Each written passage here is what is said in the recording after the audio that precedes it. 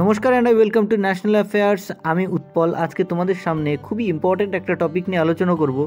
তবে টপিকটাতে যাওয়ার আগে জিজ্ঞেস করব তোমাদের কাছে একটা কোশ্চেনটা হলো, recently UAE gave Joy award, who won the Joy award 2024। তো কমেন্ট সেকশনে তোমরা এর উত্তরটা করো।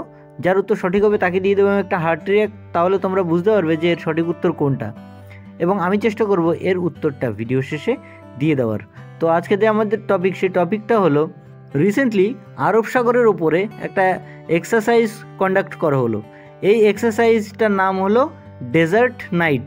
Late me say it again, desert night. তোমরা স্ক্রিনে দেখতেই পাচ্ছ। এই এক্সারসাইজটার মূল বৈশিষ্ট্য হলো, যেটি একটি বায়ুসেনার অভ্যাস, মানে এয়ারফোর্সের অভ্যাস। এই এক্সারসাইজটা ইন্ডিয়া এবং ফ্রান্স কিন্তু আগে করত। বর্তমানে প্রথমবারের মতো ইউএই কিন্তু, ইউনাইটেড আরব এমিরেটস কিন্তু ইন্ডিয়া ফ্রান্সের সঙ্গে যুক্ত হলো প্রথমবারের জন্য। ঠিক আছে, ভারত এবং ফ্রান্সের মধ্যে নর্মালি যে যুদ্ধ অভ্যাসগুলো হয় তাদের মধ্যে অন্যতম হলো বরুণ, গরুড়, শক্তি এবং ফ্রিঞ্জেক্স যুদ্ধ অভ্যাস।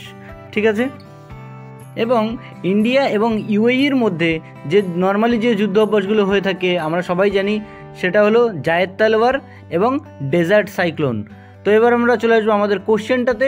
কোশ্চেনটা ছিল, রিসেন্টলি জয় অ্যাওয়ার্ড দিল কিন্তু ইউএই, ইউনাইটেড আরব এমিরেটস। তো জয় অ্যাওয়ার্ডটা কে পেয়েছে? এর সঠিক উত্তরটা হচ্ছে আলিয়া ভাট।